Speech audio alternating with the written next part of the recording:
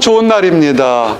벌써 6월의 중순이 됐고 본격적으로 더워졌습니다. 내일은 아마 굉장히 덥대요. 92도, 94도 그러니까 시원한 곳에서 좋은 곳에서 여러분들 마음 평안하기를 원합니다. 정말 날이 좋아도 마음이 답답하면 세상이 힘들고요.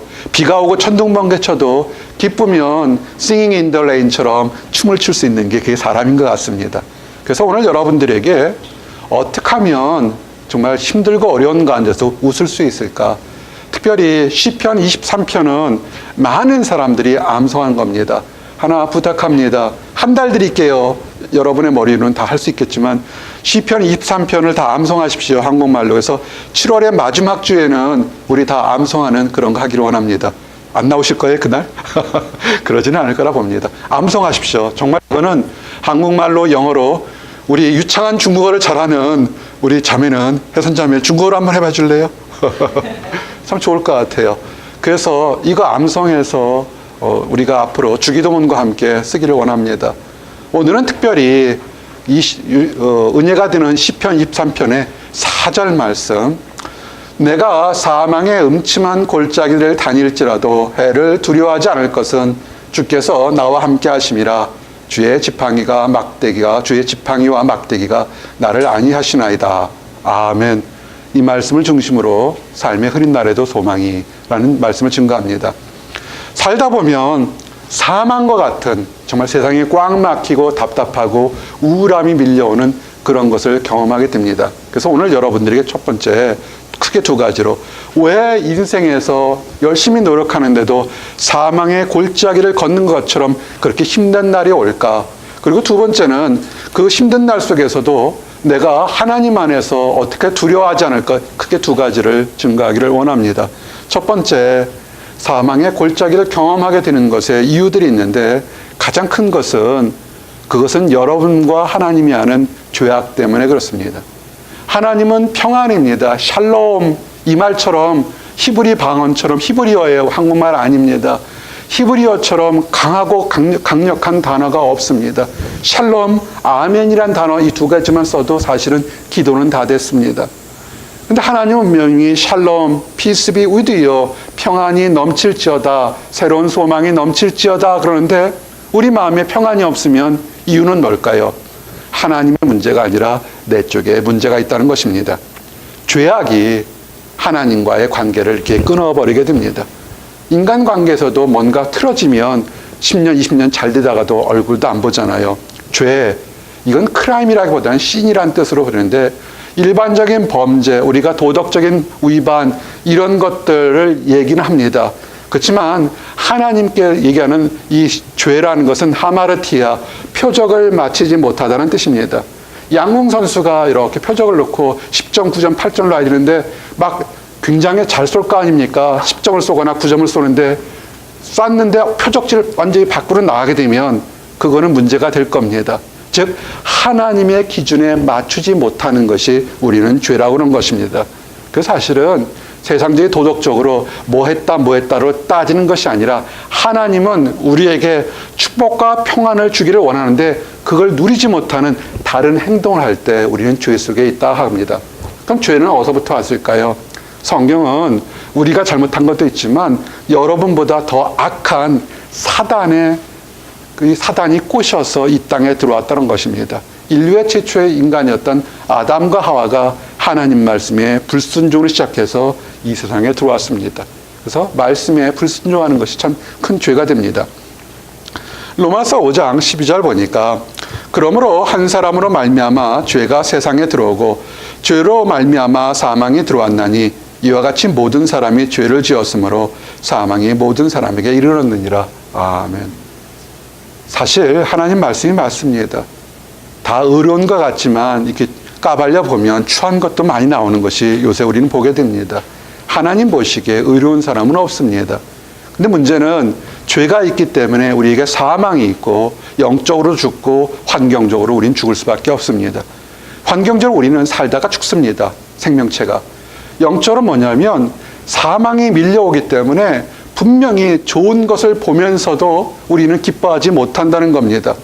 왜 그렇게 우리 조상이 그리고 우리가 유전 때문에 우리 죄가 있다는 것입니다. 그러면 어떻게 우리가 이 죄에서 해결될까요?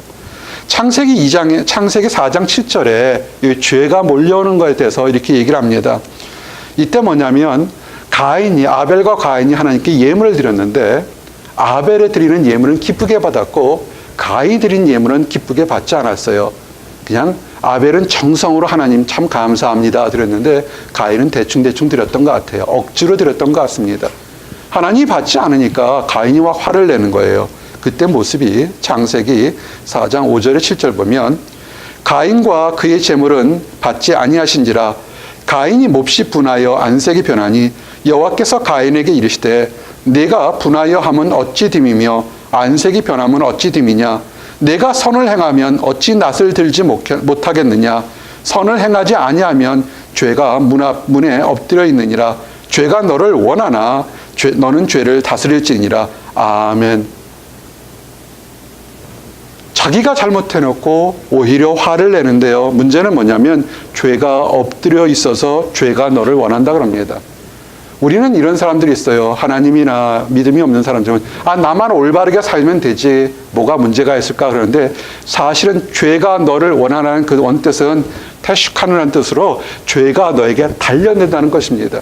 사람들은 나만 올바르면 괜찮고 평안을 누릴 거라 생각하지만 마치 굶주린 사자가 내가 멀쩡히 지나가는데 사자 굶주리면 어떻게 했어요? 그가 착한 사람이든 선한 사람이든 이쁜 사람이든 미운 사람이든 어떻게 했습니까? 사자는 먹을 뻗고 달려드는 것처럼 삼킨다는 겁니다. 여러분이 이곳에서 학업하고 연구하며 얼마나 무슨 큰 잘못을 저지르겠습니까? 나름대로 열심히 노력하고 살았는데도 힘들었던 건 뭐냐면 여러분만이 아는 작은 빈틈이 있어서 죄가 덤벼들었다는 겁니다. 그래서 평안이 없었다는 거예요. 이것이 사실 사람들의 슬픈 운명인 것입니다. 의도적으로 하나님께 잘못한 사람 같은 경우는 하나님이 벌을 주십니다. 마치 승냥이 굴 속에 처박아 넣는 것처럼 너도 한번 고통을 당해봐라고 하나님이 심판하십니다. 무서운 얘기죠, 그죠? 시편 44편 19절에 주께서 우리를 승냥의 처소에 밀어 넣으시고 우리를 사망의 그늘로 덮으셨나이다. 아멘. 슬픈 얘기예요. 자기가 무엇을 잘못하는지도 모르고 또는 의도적으로 하나님께 잘못하고 하나님이 사랑하는 사람들을 해치는 사람들이 있어요. 그러면 하나님이 그 사람을 처벌할 수밖에 없습니다. 그런데 이렇게 아주 자기가 무엇을 할지 모르는 사람들은 있다면 대부분의 경우는 뭐냐면 이건 좀 잘못하는 것 같은데 근데 어제도 괜찮고 조금 전까지 괜찮았으니까 내일도 괜찮지 않을까 하고 죄를 짓는 사람이 있습니다. 아니면 죄의 길에 달려가거나 방심해서 죄가 덮쳐드는 거예요. 마치 사자가 달려든 것처럼. 그럼 어떻습니까? 마음이 편하진 않죠. 그런 상태의 모습이 시편 88편 6절 7절에 보니까 주께서 나를 깊은 웅덩이와 어둡고 음침한 곳에 두셨사오며 주의 노가 나를 심히 누르고 주의 모든 파도가 나를 괴롭게 하셨나이다. 아멘. 현대말로는 죄책감 때문에 평화가 없는 거죠. 근데 많은 사람들이 실제로는 죄책감 속에서 즐기며 살아요. 말에 어폐가 있을지는 모르겠지만 죄책감이 있고 다윗처럼 주께서 나를 깊은 웅덩이와 어둡고 음침한 곳에 눌렀으니 얼마나 힘들겠습니까? 지금 하는 일이 열심히 해도 뜻하는 대로 되지 않으니까 답답할 거 아니에요. 그러면 여러분들은 어떻게 하시겠습니까? 벗어나야죠. 그죠? 내가 외롭고 답답하고 뭐가 있으면 벗어나야 될 거 아닙니까? 계속 같은 유혹에 가게 되면 문제가 되지 않겠습니까?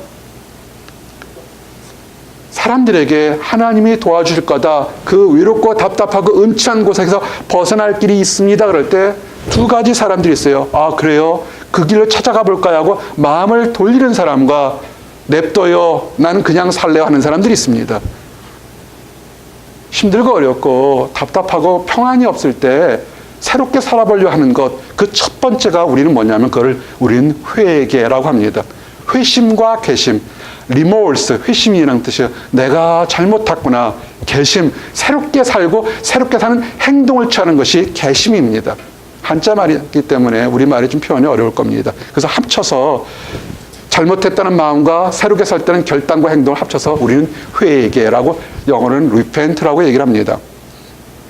이사야서 59장 12절에 이는 우리의 허물이 주의 앞에 심히 많으며 우리의 죄가 우리를 쳐서 증언하오니 이는 우리의 허물이 우리에 함께 있음이니라. 우리의 죄악을 우리가 아나이다. 아멘. 힘들고 어려울 때 평안이 없고 인생을 찌그리는 사람들 보면 상당수는 자기가 무엇을 잘못하고 있는지 영화 제목처럼 나는 내가 지난 여름에 한 것을 알고 있어요 하는 것을 알고 있습니다. 그러면 어떻게 해요? 이사야도 느끼는 거예요. 이 백성들이 무엇을 잘못하는지 이제 좀 느끼고 있으니까 간단합니다. 세상은 잘못하면 계속 너는 잘못했어, 너는 벌을 받아야 하지만 하나님의 나라는 그렇게 보지 않습니다. 죄가 있는 건 사실이다. 그러나 그 죄의 허물을 내가 용서해 주겠다 얘기를 합니다. 시편 32편 1절에 허물의 사함을 받고 자신의 죄가 가려진 자는 복이 있도다. 아멘. 말씀을 잘 보세요.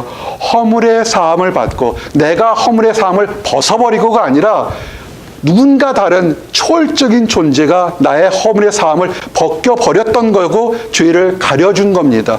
누가 했습니까? 하나님이 하신 거예요. 여러분의 죄 문제나 여러분만이 알고 있는 상처받은 것, 연약한 것을 내가 이겨내지 아둥바둥하게 되면 마치 가려운데 박박 긁으면 어떻게 해요? 처음에 시원하잖아요. 박박 긁으면 어떻게 됩니까? 덧나서 더 아파요. 그것이 아니라 하나님이 주시는 밴드를 딱, 항생제부터 밴드를 딱 붙이면 어떻게 됩니까? 새살이 나서 고쳐집니다. 하나님께 오셨어요. 어떻게 그럼 하나님 앞에서 이 반창고 붙이는 게 어떻게 하는 줄 아십니까? 하나님께 여러분만이 은밀한 시간에 혼자서 하나님께 얘기하십시오. 내가 이르기를 내 허물을 여호와께 자복하리라 하고 주께 내 죄를 아리고 내 죄악을 숨기지 아니하였더니 곧 주께서 내 죄악을 사하셨나이다. 아멘. 조건이 없습니다. 이단이나 사입이나 세상은 뭐예요? 너의 죄를 용서받으려면 몇 년 옥을 살고 몇 년 형벌을 살고 뭐라고 그러잖아요. 하나님은 그렇게 보지 않습니다. 네가 힘드니? 그러면 조용하고 은밀한 가운데서 나하고 얘기 좀 해보자. 내가 문제가 뭔지. 그래서 하나하나 내가 이런 문제가 있습니다. 이렇게 법률적으로 죄를 졌고 도덕적으로 죄를 졌고 내 마음속에 융통성이 없고 시기하고 질투하고 미워했고 남이 잘 되는 것을 험담했습니다는 얘기를 내가 잘못했습니다 라고 하나님께 얘기하면서 나 같은 사람도 용서받을 수 있을까요? 하나님이 용서합니다. 반대로 이런 것도 있어요. 나는 올바르게 살고 선하게 살려고 하는데 악한 사람이 나를 이용해서 나를 망신 줬고 나에게 깊은 상처를 줬고 나를 아주 힘들게 했습니다. 나는 피해자입니다. 눈을 뜨면 그 악한 사람 때문에 환경과 사람 때문에 내가 고통받습니다. 이런 사람도 내가 새롭게 될 수 있을까요? 그럴 때 하나님이 너는 잘못한 것이 없다. 너는 피해자다. 이제 새롭게 살도록 내가 치유해 주겠다고 어루만져 주신 것을 보게 됩니다. 이것이 시작입니다. 그래서 시편 25편 7절의 말씀처럼 청년의 때 우리는 실수할 수도 있고 넘어질 수도 있습니다. 시편의 저자는 이렇게 간구했습니다. 여호와여, 내 젊은 시절에 죄와 허물을 기억하지 마시고 주의 인자하심을 따라 주께서 나를 기억하시되 주의 선하심으로 하옵소서. 아멘. 이 기도한 사람 정말 지혜로운 사람이에요. 내가 청년의 때 보니까 내게 허물이 많습니다. 그렇지만 그것을 허물 있는 것을 기억하지 마시고 주님은 인자하시니까 인자하심에 따라서 그것을 좀 바라봐 주시고 선하심으로 나를 용서해 주십시오 라는 그 기도가 얼마나 좋은지 모르겠습니다. 그러면 이렇게 용서해 주는데 만약에 친구들 사이에 세상 사람에서도 누군가 연약하고 부족한 사람이 있을 때 덮어주면 정말 좋은 친구, 좋은 남편, 좋은 아내, 좋은 자식 이런 사람이 될 겁니다. 성경은 뭐라고 하냐면 잠언 17장 9절처럼 허물을 덮어주는 자는 사랑을 구하는 자요 그것을 거듭 말하는 자는 친한 벗을 이간하는 자느니라. 아멘. 우리말에 뭐 묻은 개가 뭐 묻은 개 탓한다고 하는데 그 좋지는 않습니다. 그렇게 치명적이지 않고 당신의 생명을 해치지 않았다면 용서해 주십시오. 허물을 덮어주십시오. 사실은 다 50보 100보지 비슷비슷한 실수들을 사람들은 할 때가 굉장히 많습니다. 근데 그러면 우리가 우리의 주변 사람들을 용서하고 용서받게 되면 아마 윤택하지만 그래도 사람이기 때문에 한계가 있을 겁니다. 정말로 잠깐 동안은 저 친구가 나를 정말로 위로해줘서 나의 부족함이나 잘못을 덮어주는구나 하지만 그 사람도 사람이잖아요. 영원할 수는 없지 않습니까? 근데 기쁜 게 뭐냐면 여러분의 허물을, 여러분의 잘못을 영원히 덮어주는 분이 계십니다. 그리고 그분이 친구라는 겁니다. 그게 누구냐면 에베소서 2장 5절의 말씀처럼 허물로 죽은 우리를 그리스도와 함께 살리셨고, 우리가 죽을 수밖에 없어요. 죄가 있기 때문에 맨날 평생 죄책감 뜨고 살 수밖에 없는데 그 죄책감에서 해결시켜 주신 분이 누구냐면 하나님인데, 그리스도를 살린 것처럼 그리스도를 우리에게 친구를 주고 그리스도가 우리를 위해서 대신 죽으심으로 우리가 용서를 받았다는 겁니다. 그래서 혹시라도 청년의 때 알게 모르게 실수한 것이 때문에 힘들어하는 사람들, 또는 피해자일 수도 있습니다. 가해자일 수도 있고요. 하나님께 돌아오십시오. 하나님께 있는 모습 그대로 얘기해서 내가 이런 잘못을 했습니다. 또는 나는 이런 피해를 당했습니다. 그래서 아픕니다. 하지만 그러나 하나님의 자비하심으로, 보호하심으로, 인도하심으로 내가 새롭게 살기 원합니다. 내게 새 마음을 주십시오. 기도하십시오. 바로 올 수도 있고 때가 좀 걸리지만 반드시 옵니다. 그래서 새롭게 됩니다. 또 한 가지는 죄 때문에 우리가 이렇게 하나님과의 관계가 단절돼서 좋은 날에도 힘든 것이 있겠지만, 또 하나는 하나님의 변장된 축복, 이리 봐도 저리 봐도 큰 죄가 없을 때 하나님의 변장된 축복이 있습니다. 뭐냐면 마치 정금을 만드는 것처럼 쓸데없는 것을 다 이렇게 제거하기 위해서 정금을 만드는 것처럼 하나님이 연단시킬 때가 있습니다. 수없이 많은 믿음의 사람들이 이 과정을 거쳐갑니다. 정말 올바르게 살려 하고 예배드리고 기도하고 찬양하고 예물 드리고 사랑으로 봉사하는데도 다른 사람들보다 힘들게 살 때가 있습니다.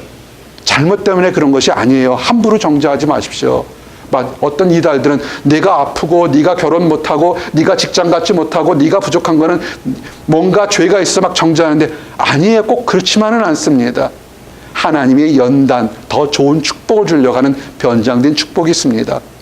이사야서 38장 17절 말씀처럼 보옵소서 내게 큰 고통을 더하신 것은 내게 평안을 주려 하심이라. 주께서 내 영혼을 사랑하사 멸망의 구덩이에서 건지셨고 내 모든 죄를 주의 등 뒤에 던지셨나이다. 아멘. 내게 고통을 준 것이 내가 잘못했다고 채찍질하는 것이 아니라 더 큰 평안을 주기 위해서 하나님이 변장된 축복으로 연단되는 과정이 있다는 것입니다. 그리고 내 모든 죄를 주의 등 뒤로 완전히 던져버렸으니까 보이지 않는 것입니다. 연단의 과정을 겪는 사람들 보게 되면요, 겸손이라는 축복을 얻게 됩니다. 그러므로 그가 고통을 주어 그들의 마음을 겸손하게 하셨으니 그들이 엎드려져도 돕는 자가 없었도다. 아멘.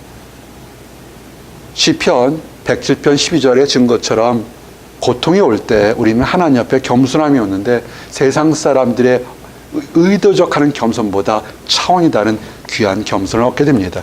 이제 여러분에게 두 가지, 어떻게 우리가 왜 그 사망의 골짜기를 경험하게 되는 것, 한 가지는 잘못 때문에, 죄 때문에 오는 거고, 또 하나는 하나님의 변장된 축복 때문에 온다 얘기했습니다.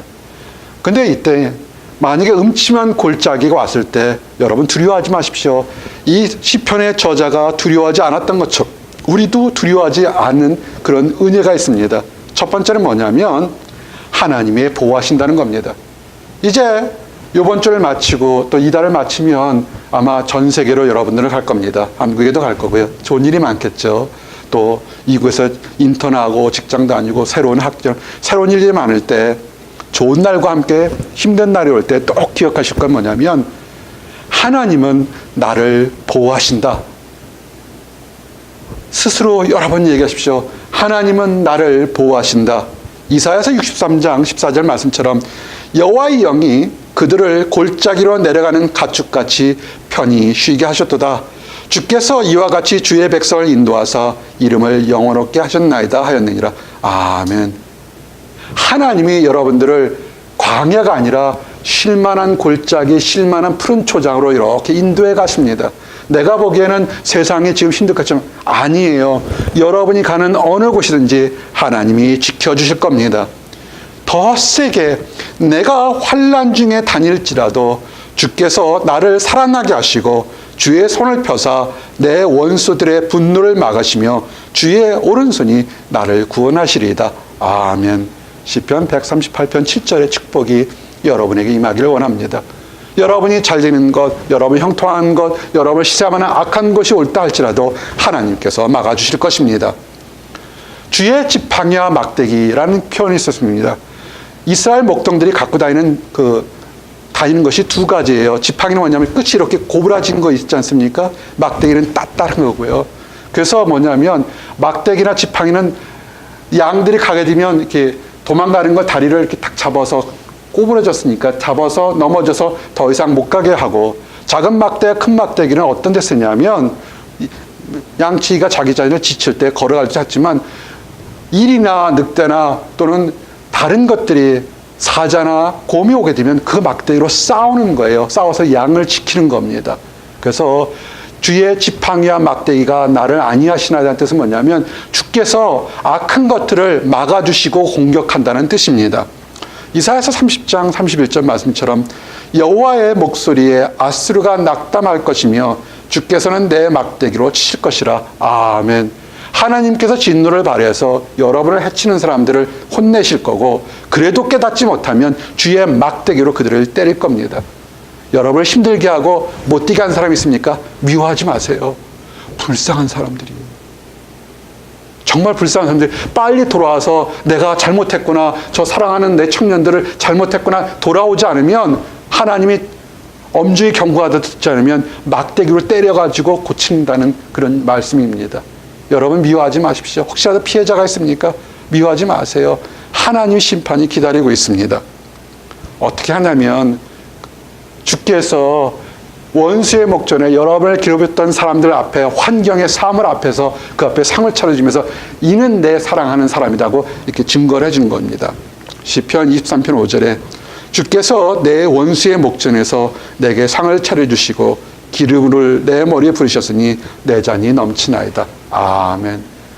여러분을 괴롭히고 힘들게 했던 환경이나 사람이나 앞에서 당당하게 여러분 밑에 내어놓고서 이 사람은 하나님의 사람이고 내 사랑하는 자녀다 그러면서 축복의 기름이 잔이 넘치도록 만들어줄 테니까, 가해자일 경우에는 회개하시고 피해자일 경우는 당당하십시오. 하나님이 알아서 갚아주실 겁니다. 자, 그러면 이제 여러분이 하나님이 보호하심과 악한 것을 치리하신 것을 배웠다면, 여러분이 아침부터 해야 될 건 뭐냐면 하나님 말씀을 묵상하고 하나님 말씀을 의지하십시오. 아침부터 눈을 뜰 때부터 꿈속에라도. 시편 143편 8절에 아침에 나로 하여금 주의 인자한 말씀을 듣게 하소서. 내가 주를 의리함이이다. 내가 다닐 길을 알게 하소서. 내가 내 영혼을 주께 드림이니이다. 아멘. 한국과 캐나다 또한 이 직장생활 하시는 여러분들, 할 수만 있으면 데일리 브레드를 아침에 먹으시기 바랍니다. 5분도 좋고 3분도 좋고 아침에 일어나서 말씀을 묵상하면서 보십시오. 요새는 웹이나 또는 많은 프로그램들이 많아서 아침마다 말씀을 주는 프로그램들이 많습니다. 그 말씀을 먹고서 하나님께서 여러분의 인생의 길을 어디로 인도하시는지를 은혜 받는 여러분들 되기를 원합니다. 개인적으로도 하실 수 있어요. 일어나셔서 나는 꾸준히 성경을 읽는다든지, 아침에 일어나죠. 아우 지겨워, 또 이 지겨운 길을 또 직장을 출근했냐 이러지 마시고 말씀 보시고, 하나님 힘들고 어려웠지만 이런 직장을 주신 거 감사합니다. 오늘 주시는 말씀으로 또 하나님 안에 승리할 수 있도록 용기를 주십시오. 이렇게 나가기를 원합니다. 그리고 이런 하나님의 지혜는 여러분의 삶의 생명샘과 같습니다. 잠언 13장 14절 말씀처럼 지혜 있는 자의 교훈은 생명의 샘이니 사망의 그물에서 벗어나게 하느니라. 아멘. 말씀 처음 있을 때 죄가 어떻게 한다고요? 죄는 달려든다고 그랬어요. 사람들은, 세상 사람들은 나만 올바르게 살고 걸어가면 되지 그럴지 모르겠지만, 나는 열심히 가는데 전혀 악한 것들이 달려들어서 내 인생을 망치게 하려고 합니다. 나는 똑바로 길을 간다고 생각하지만 그 밑에 함정이 있거나 그물이 있어서 넘어지죠. 그래서 사실 많이들 당해요. 멀쩡하게 사는데 사람들이 꼬드겨서 선한 뜻으로 꼬드긴 걸로 봤는데 나중에 보면 악한 것들, 이단들, 사이비들, 나쁜 친구들 때문에 시간과 정열과 상처를 너무너무 많이 받아요. 그래서 이 사람이 악한 건지 이 환경이 악한 건지를 어떻게 알겠습니까? 여러분의 능력으로는 알 수가 없습니다. 나이가 먹어도 알기 어렵습니다. 뭘로 아냐면 하나님의 말씀에 비춰봐서 이건 옳은 것인가 그른 것인가를 판단하시기를 바랍니다. 그래서 하나님을 경외하는 것, 하나님 말씀을 인정하는 것을 그럴 땐 올무에서 벗어나게 됩니다. 자, 한번 14장 27절 말씀처럼 여호와를 경외하는 것은 생명의 샘이니 사망의 그물에서 벗어나게 하느니라. 아멘. 이런 얘기 한 벌써 15년 이상 했던 것 같아요. 굉장히 오래전 얘기죠. 늘 했어요. 우리 청년들에게.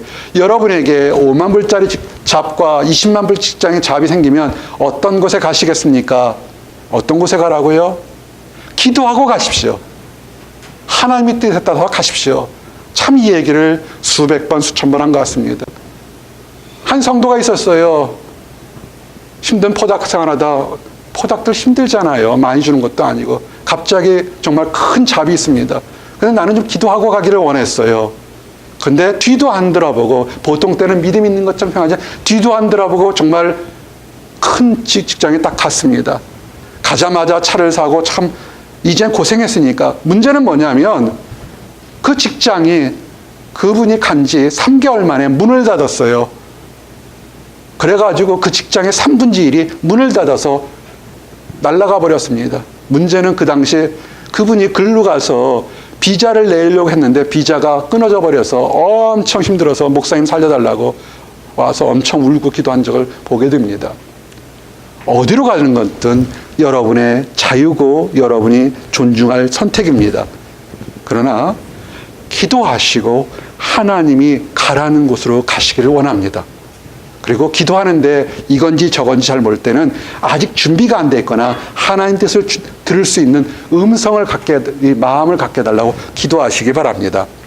하나님은 결코 여러분을 망치시지 않습니다.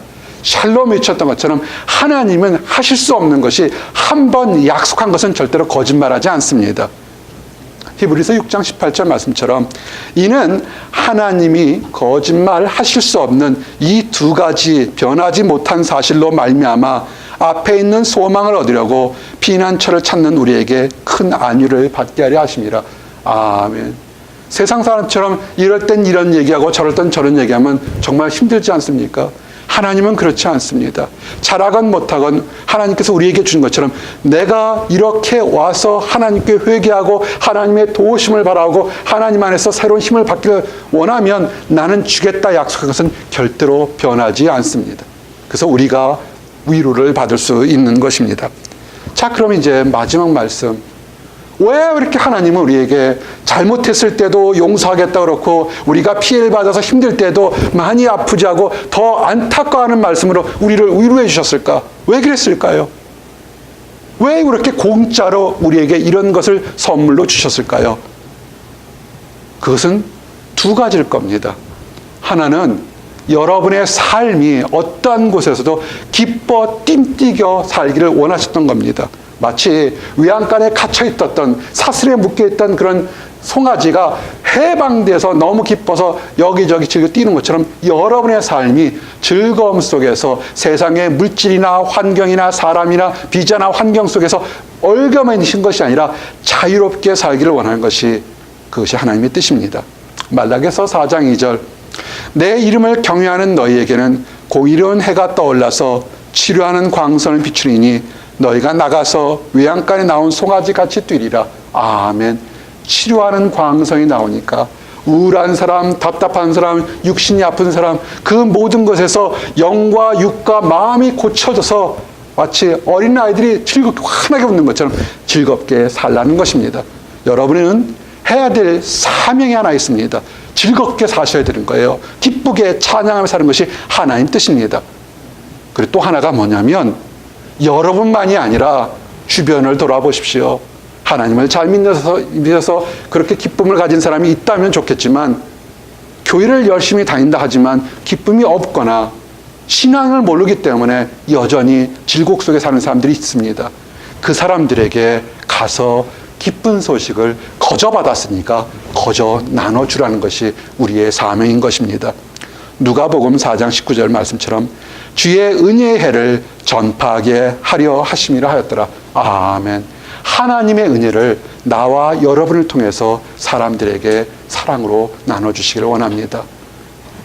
그것이 즐겁게 살고 찬양하며 살며 기쁨을 나눠주는 것이 하나님께서 우리에게 원하시는 겁니다. 기도하시겠습니다. 할렐루야. 하나님 감사합니다. 주님의 공의로운 자비와 사랑이 태양처럼 떠올라서 우리의 연약함과 우리의 답답함과 우리의 어리석음을 다 치료해 주심을 인하여 감사합니다. 외양간에 뛰어나온 송아지처럼 찬양하며 즐거워하며 사랑하며 행복하게 살도록 인도해 주심을 인하여 감사합니다. 모든 죄책감에서 우리 주님의 그리스도의 보혈로 용서받게 하시고 그 기쁨이 우리의 이웃과 우리를 핍박하던 사람들까지 사랑하며 용서하게 하심을 인하여 감사합니다. 우리의 마음이, 우리의 입술이, 우리의 발걸음이 하나님의 사랑을 전하는 기쁜 사람, 기쁜 전달자가 될 수 있도록 인도하여 주시옵소서. 아직도 하나님의 사랑을 몰라서 어둡고 힘든 가운데 사는 사람들이 있습니까? 마음문이 열려서 하나님의 축복을 누리고 새롭게 살 수 있도록 허락하여 주시옵소서. 늘 감사드립니다. 예수 그리스도 이름 받들어 기도했습니다. 아멘.